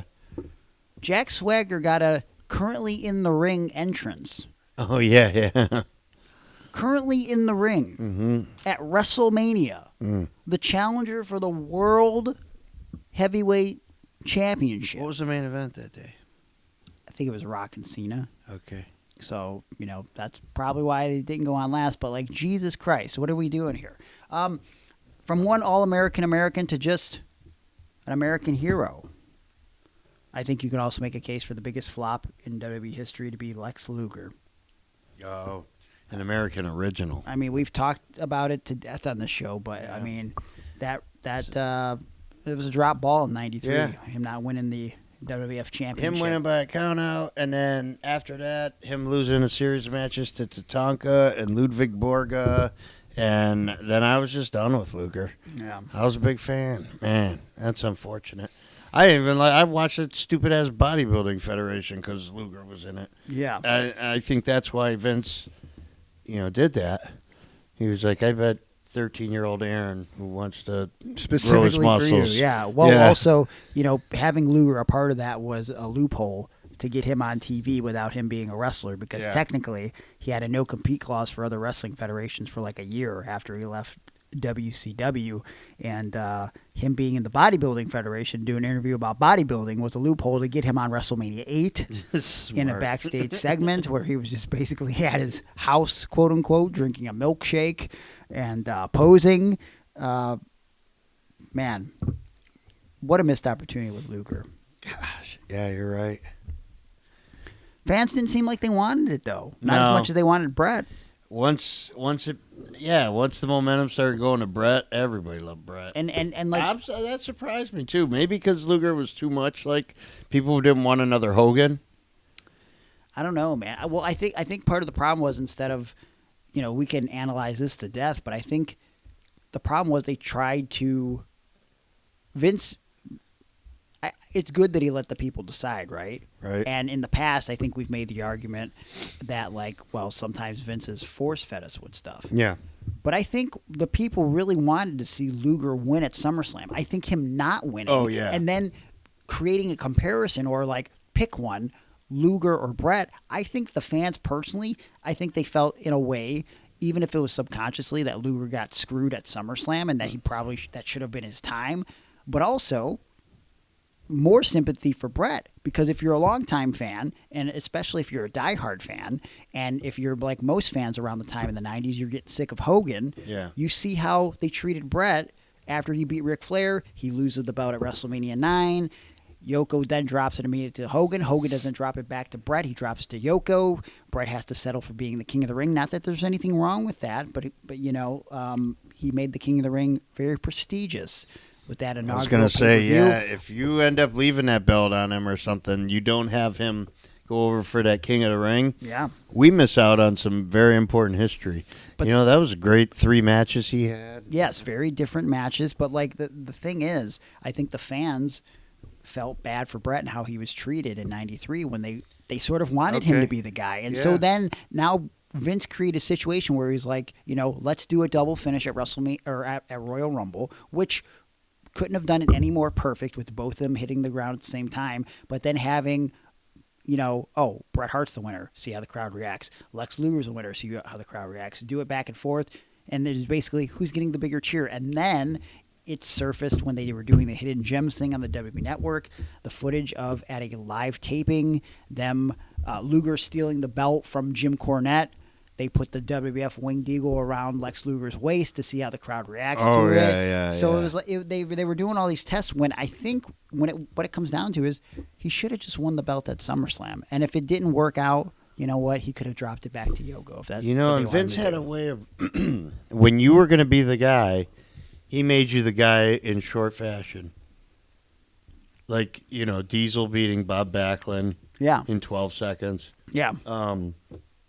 Hogan when he beat the Iron Sheik, the Ultimate Warrior when he beat the Honky Tonk Man. That was that's when you got the Rockets. Now Luger, he didn't have that match, and he could have because he wasn't a good guy to put in a 20 or 30 minute match unless it was with Sting or some kind of tag team match. Yeah, or Flair. But so if he would have just went in there and Yoko would have been talking to Mr. Fuji, and Luger would have ran up and gave him that forearm, and it covered him and pinned him, I think that would have been the start to some fire. Yeah, and look, if nothing else, like I said, you could have dropped it back to Yoko, so you could have done the Yoko and Taker stuff, or heck, I mean, why not have Luger? Well, I don't know. We could rebook things all day. We should probably do more of that on the show, but I don't know. I got no more big flops I could think of. I'm just going to say Glacier real quick if we're talking WCW. I think with all the vignettes, Glacier was a huge flop. But, man, I'd really have to take some time to think of some other flops that just didn't work out. I don't know. Why don't you guys let us know? Maybe we have to do a part 2 to this. Biggest flops in the history of wrestling. If we didn't mention one, or if you think one it was... I'm sure we didn't mention more than one. So please hit us up in the comments and let us know. Yeah, comments on Patreon. We could do a whole bonus. Media. I think we could. I want to start wrapping it up here shortly, but there's 2 things that I want to touch on before we get out of here today. One of which, I wanted to get your take on this and see if you're kind of on the same page as me.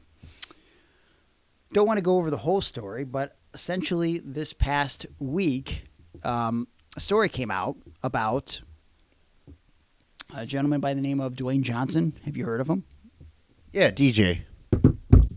So this report came out that The Rock, apparently when he was filming that movie Red Notice, which is like the most watched movie in the history of Netflix, apparently he caused a lot of problems on set. He was frequently late. Wait, was that the one with the egg? I never watched it, so I don't know. I think that's the movie where the egg, Vince McMahon and the egg and Austin Theory. Okay, that was a storyline, but that's not related to this movie at all. Oh, okay. Not even in the slightest. Anyways, it's a movie with The Rock and Ryan Reynolds, and apparently they weren't getting along because Rock was showing up like hours late by some accounts, like 8 hours, 10 hours late or something like that. Most of his times it was like because of his 3-hour workouts, he would just show up late, making the budget for the film balloon to over $50 million extra dollars that they did not expect to spend. Sounds unprofessional. People then in the same article were claiming that The Rock was also late to WrestleMania. WWE came out with their own statement and said, hey, you know what? The Rock was not late. He was actually well ahead of schedule and was very professional for all rehearsals. And Aaron is now showing me an article that says the Golden Egg idea was created as a partnership to promote Red Notice, a Netflix release starring The Rock. This being the thing they did at the Survivor Series a couple years ago. I didn't know that. I don't remember them linking that with Red Notice For sure. to make it make sense. Yep, and it was all a tie-in, but I wouldn't think that you would remember back then. You were pretty fucked up. Oh, that was during my drug phase. Yeah. You were drinking a lot. Yeah.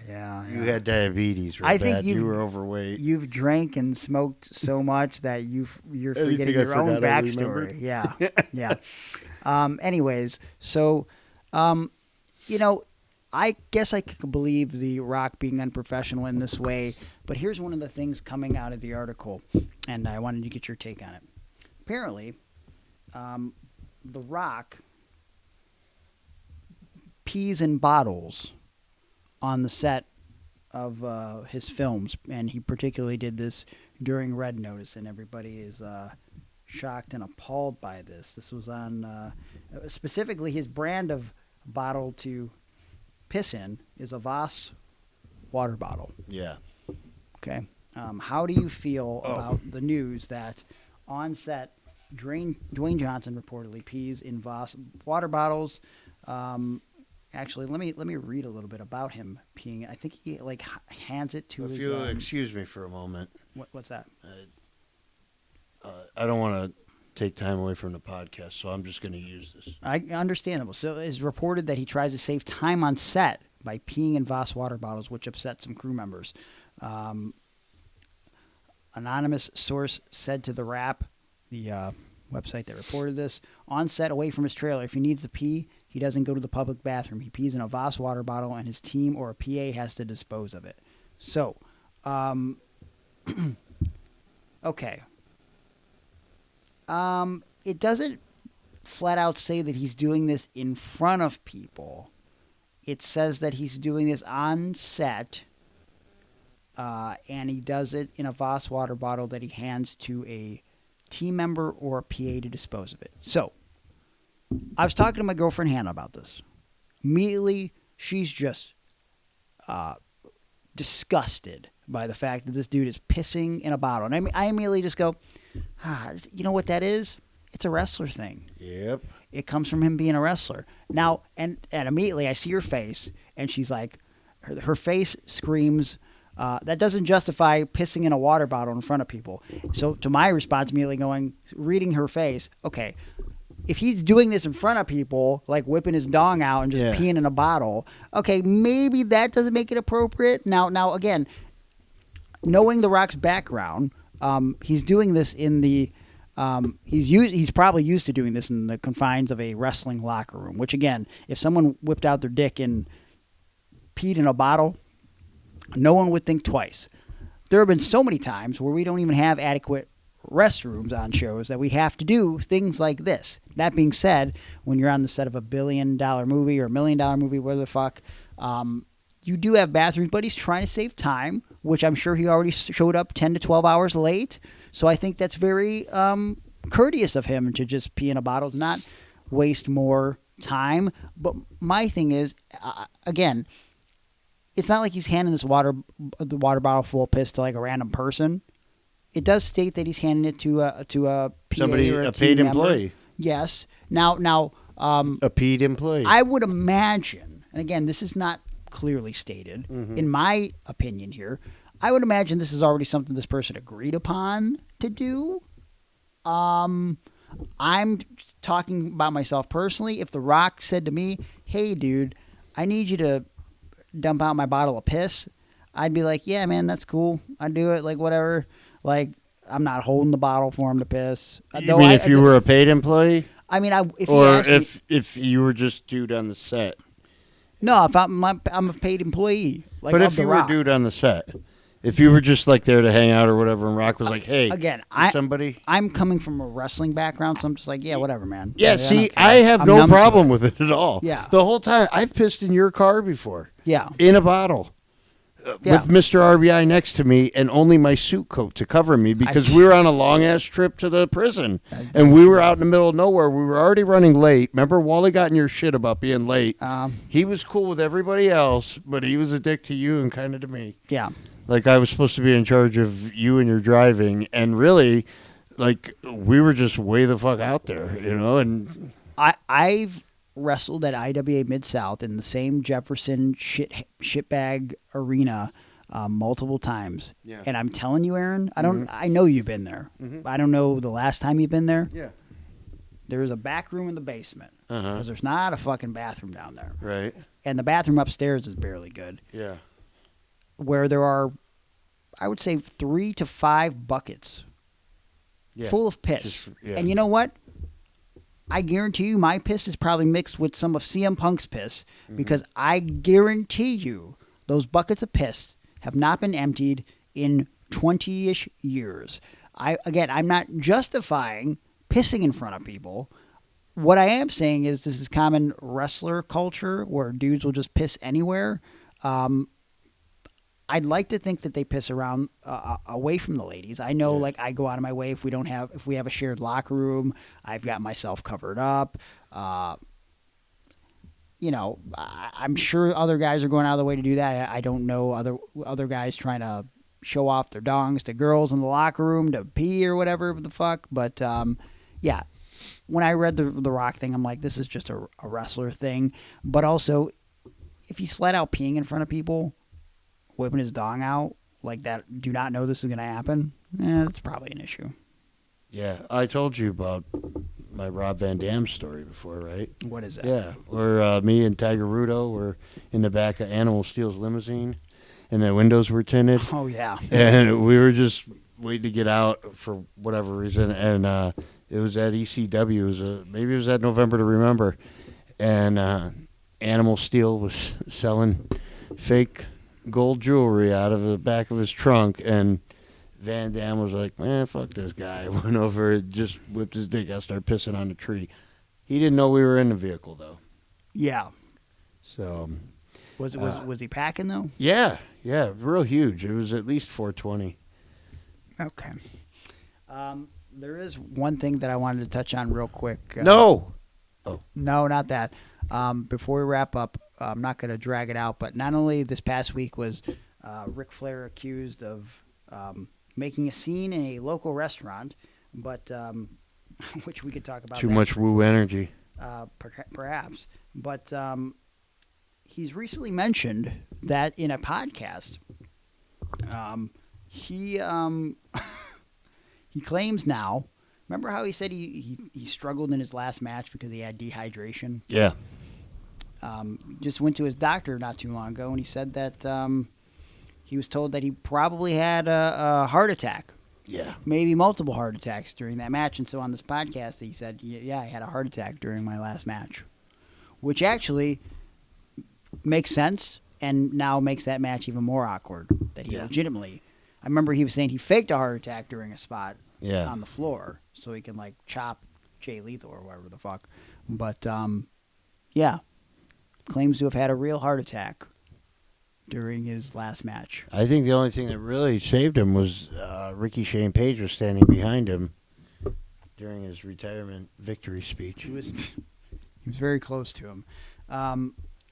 Ricky gave him a little pat on the back, restart the heart. Not really related news, but apparently Ric Flair seems to be becoming such an embarrassment that I just saw a tweet from Conrad today where someone was talking about the Ric Flair podcast, and Conrad basically said he will never do a podcast with Rick again. Yeah. Keep in mind that that's his father-in-law. Mm-hmm. So to just kind of wrap this up here, on Sunday, May 5th, Flair registered a complaint on social media against Paisano's Stone-Fired Pizza in Gainesville, Florida, saying he was asked to leave because of an issue he had with a kitchen manager. In the tweet that Ric Flair posted on his Twitter, at Ric Flair Nature Boy, and of course, every word is written starting with a capital letter. He posted, "I spent $1,500 at Paisano's SFP to be disrespected more than I ever have in my entire life. More than I ever have in my entire life." Now, we've heard some Ric Flair stories in the past where he's been disrespected, so I want you to sit on that for a second. Yeah. And think about somehow at this pizza establishment, Ric Flair was disrespected more than he had ever been, ever. After taking 20 pictures with customers and staff, sounds like a lot of disrespect, I was asked to leave because of an issue I had with the kitchen manager taking too long in the bathroom. I would highly recommend that anyone who wants to enjoy a relaxing time in Gainesville at a nice restaurant to never visit this place. And then, of course, he ends it with, "Woo!" Like, why? Yeah. Like, what? So it's laughable. So then the article continues with, Flair said he'd spent $1,500 at the establishment during a parent graduation celebration for his family. He also said he took photos with customers and staff. Cage side seats reach out to the restaurant, but staff declined to comment. He's also been bitching on social media, by the way, about the Death of WCW Vice series that's coming out, written by The Rock, that he's not featured in. But there's actually an update to the story. There is a response from the owner of Paisano's, co-owner, Jerry Roberts, said in a statement, "We have reviewed video of the incident that took place recently at our restaurant. It is clear our team worked in a professional manner to ensure the safety of guests and staff. We have thanked our team for their professionalism. We are proud of how they responded to the situation, using and displaying our team values." The article adds that Roberts and Paisanos do not plan to release this video. So it sounds like... Oh, my gosh. Ric Flair, in like 6 months, we can get the video. Well, maybe. On an edition of AEW. That's what I'm saying. That's what I'm saying. You know, Yes. because Tony Khan will somehow try to incorporate this into a story. I mean, he's got Flair signed for the next couple of years, right? That's Along true. with that Woo energy. That's true. That shit makes you crazy, man. Do you think Rick just lives with Sting now that he was like presented as a gift to him? Well, probably lost his house again. Oh boy! He said Conrad won't podcast with him anymore. Apparently. So yeah. I mean, he's done at least 3 podcasts, 2 with Conrad and 1 with Mark Madden, where he just threw a tantrum and quit. Like, I mean, I don't know that to be a fact for the last one. You know what I mean? But like, I mean, he's got a history of just... Arn has said things where like they're not on speaking terms anymore. Rick takes and takes and takes. Yeah, it's like he. I don't even know. Like he just cited Eric Bischoff as like someone that he respects, and like he's happy that he was on the WCW docuseries, but like a few months ago he was just burying Eric Bischoff for being a piece of shit and saying some bad stuff or some mildly not pleasing things about Rick that were very truthful on a Ric Flair documentary. And so he fucking went off on him. So it's just like, if you don't say literally all the nice things about Rick, if you critique him in any way, even if it's constructive criticism, he just gets offended. Yeah. So, and I'm sure if he heard this podcast, he'd be like, "You never drew a dime, woo, Space Mountain," or some bullshit. You know, so that's the Ric Flair update. I was hoping like Mr. Flair then attempted to put the kitchen manager in a figure 4 leg lock. I mean, he might have. It sounded like it but got the a little kitchen bit out of manager control. rolled him up. Okay. Jesus Christ. All right, yeah, we talked about a lot of stuff, and we're going to review Backlash, some of the more recent wrestling shows, the AEW angle with Tony Khan and Kenny Omega from last week, some SmackDown stuff from France, Backlash, as I mentioned, and whatever else pops into our mind in a bonus episode of patreon.com/irononwrestling. Buttload of bonus content starting at $3. Check it out. It's worth the time and energy. And I hope you take the time and energy. If you don't go to Patreon, to come back next week, listen to the podcast. Make sure you subscribe. Leave us a 5-star review. Follow us on social media at Iron Wrestling. Follow us on social media under our respective accounts. I'm at Gregory Iron on X, Gregory_Iron on Instagram, Facebook.com/TheHandicappedHero. Go to my Pro Wrestling Tees store, ProWrestlingTees.com/Gregory Iron for all my merch. My merch, Aaron's merch, Iron on Wrestling merch. It's a good time over there. Cameo, I can give you a shout out of some sort for any occasion. Literally anything you think of the ridiculousness involved, and I will say it within reason. Don't make it homophobic or racist or anything like that, because you're just going to make things weird for me, and I'm not dumb enough to cancel myself with something like that. So, find me on the interweb. Aaron, what would you like to plug? I'm going to go back to the Shred with Ed deal. There's a new Shred for Ed shirt that has come out. Oh, okay. That will, all proceeds go to, all the money goes to his cancer and defeating that. And there's a, let's see, what's this link here? Fuck yeah, SBSrecords.bigcartel.com. Hey, that's our friend Jesse Massey. Yeah, the SBS Records are on board with the Hot Dog Slayer shirt. And it's a shirt featuring the likeness of Ed, of Shred with Ed. And there's a quote on here. And the quote says, I drink beer and eat hot dogs, and I've got more hot dogs and beer to drink. You can't kill me, Ed. I like it. So, yep, and so I ordered one, and I think everyone should. And also, if you have children's and you don't want them to have drink and beer t-shirts, there's a version that does not have those graphic words. Okay. Awesome. Right.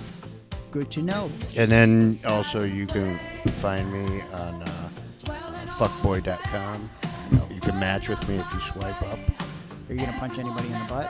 I'll punch you in the butt right now. Okay. Or we can kiss. Or we can do the handshake where you grab my drawstring. Let's do all of them at the same time. So, hey, what was that guy need in that movie? A little relief? And I was dumb enough.